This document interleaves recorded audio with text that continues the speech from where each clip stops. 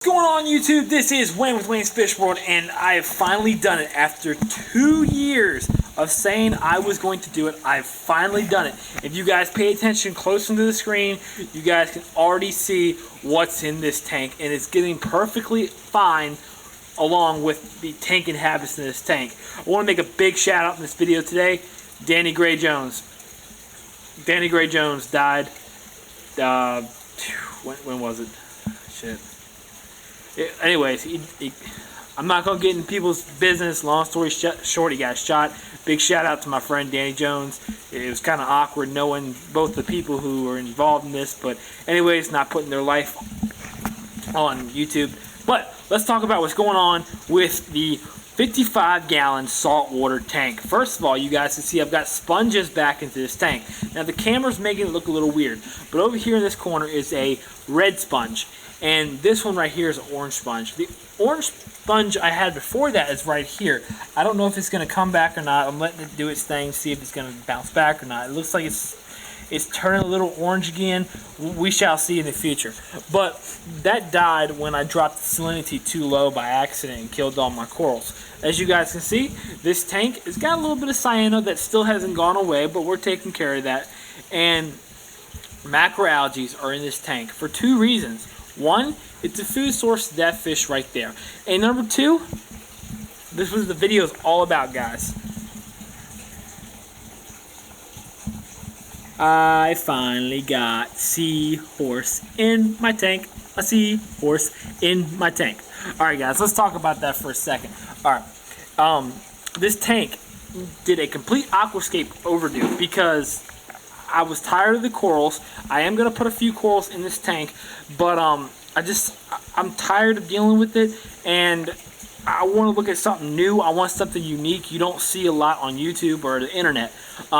You guys know I love plants with fresh water, and I incorporate the freshwater feel with the saltwater tank. And I think it's looking really good. You can see a little bit of diatom bloom and a little bit of cyano remnants from before, but that's fading away, and I think it looks really, really, really good. And I'm not done yet. But I want to do seahorses in here because I'll give you a little backstory. My favorite saltwater fish are, in second place, seahorses. Now there's different species of seahorses, from tiger tails to black seahorses like that, to kudas, to great seahorses, to leafy sea dragons, and etc. Now you guys can see this dude is doing phenomenal when it comes to swimming. I have my WP25, my WP25 off at the moment because I want to put a sponge around that just in case. Even though the seahorse is a very strong swimmer, I'll be putting other seahorses in here, and I don't know how they're going to react to the water flow. But my first favorite fish, period, and my favorite saltwater fish is the yellow Hawaiian tang. Let me give you guys some backstory. My great-grandmother, my grandfather's on my dad's side, his mother had I believe it was either a 29 or 55-gallon saltwater tank, and in it was a yellow Hawaiian tang, and I know yellow Hawaiian tang shouldn't be in a 55, or I mean not a 55, a 29. And she had seahorses in there. And I remember it very faintly. I'm 22 right now. And this is back when I was like 3-4 years old.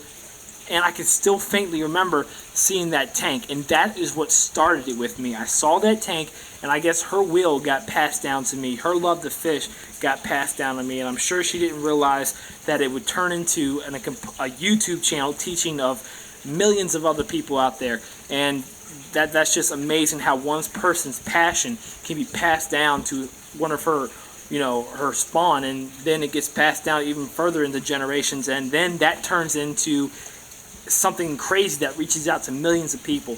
But I finally got a seahorse in this tank, and I was thinking about putting him in the 2.5 gallon, but I'm so glad I didn't, because look at the swimming this dude is doing.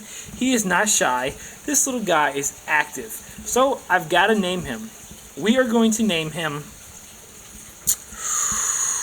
for all you Pokemon people out there, and don't lie, you used to watch Pokemon when you were little, we are going to name him Kingdra.